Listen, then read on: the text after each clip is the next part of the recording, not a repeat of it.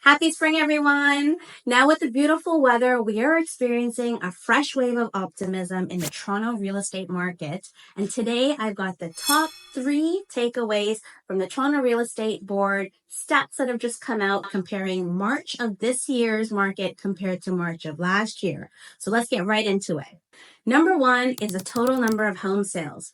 Total number of sales have actually dipped down 4.5% this year compared to last year. And the main reason for this is the low inventory of homes available in the market. There's tons of more buyers now that they're anticipating rates to possibly go down later this year, but there's not enough inventory of homes. And we're already experiencing at our brokerage in the last 2 weeks tons of multiple offers starting to happen, especially in the low rise segment of homes that are priced between the 1 million and 2 million mark. And again, depends on the location. But this is a great time to get in. If you are a buyer looking for a low rise home, it's the perfect market to be buying into right now. Because once those interest rates do start dropping, I'm telling you, if you think this is a busy buyer's market, it's going to get even busier because people will be able to afford a lot more of the home.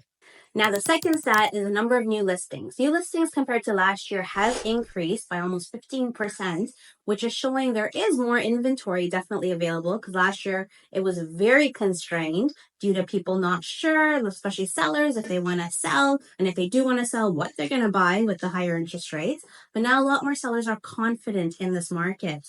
Has started listing again. So yes, numbers are back up, which is great.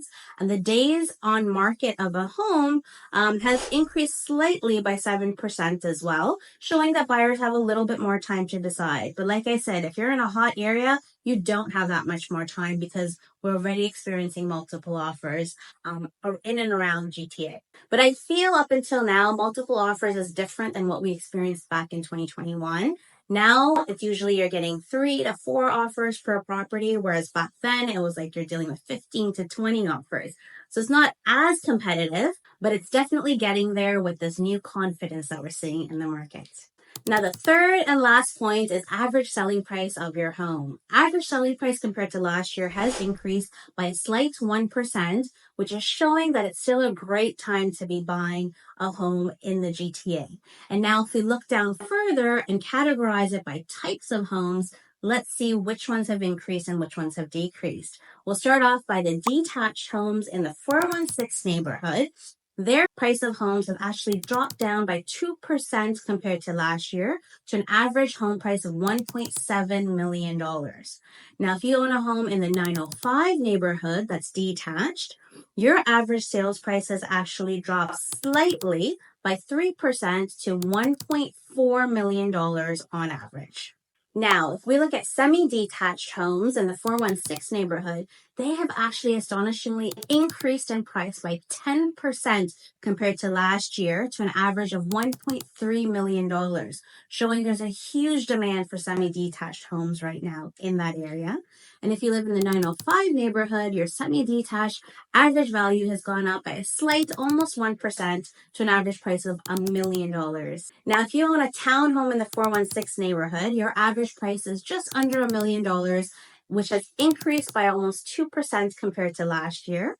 And if you own a townhome in the 905 neighborhood, your average price is now $925,000, which is just a slight increase of almost 1% compared to last year.